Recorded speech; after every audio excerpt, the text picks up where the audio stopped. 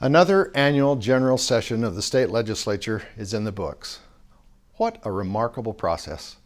We have much to appreciate about this annual forum, the reasons we have it, the people that make it work, and the foundations of functional culture it seeks to preserve. In the course of this session, members of the state Senate and House of Representatives considered hundreds of bills. Why so many? Because of the numerous necessary functions of state government, and because we, you and I, their constituents, asked them to. The wide range of matters included tax policy, public safety, public and higher education, transportation, health care, intergenerational poverty, the homeless, election law, economic development, and plenty more. And they completed a balanced annual budget. These achievements are becoming increasingly exceptional among states and in the nation's capital. Here in Utah, it's business as usual. As our state continues toward a future both wondrous and daunting, our public servants and leaders attend to what must be preserved in our foundations on the one hand, while assuring opportunities for proactive innovation on the other, stability and growth. Our representatives and senators deserve our thanks and respect, as do their families and associates whose sacrifices make possible their service on our behalf.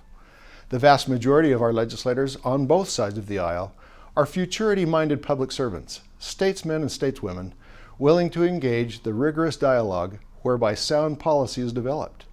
And while we're at it, let's also remember how fortunate we are to have a part-time lay legislature composed of fellow citizens who live in our neighborhoods, go to work each day, and are thus accountable to their constituents. Unlike other states with full-time professional legislatures, many of which are burdened not only by serious budgetary challenges, but also by chronic deficits.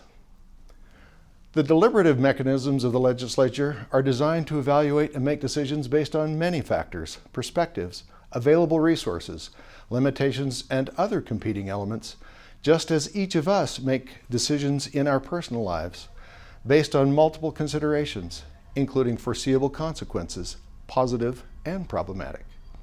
Choices must be made about what matters most, what will enable us to preserve what works now, and what will assure a safe and viable future.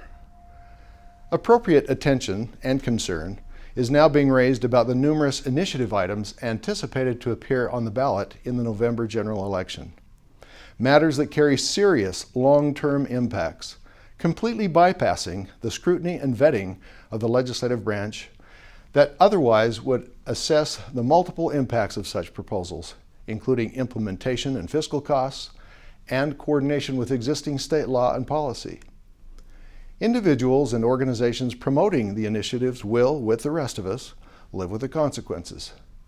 However, they will not, like our elected public servants, live with the accountability for the consequences of the initiatives if they are adopted, nor for the preservation of the essential cultural frameworks and processes of our constitutional democratic republic.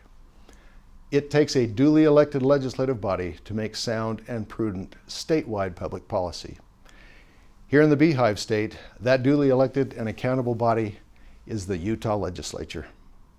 For Sutherland Institute, I'm Stan Rasmussen. Thanks for engaging.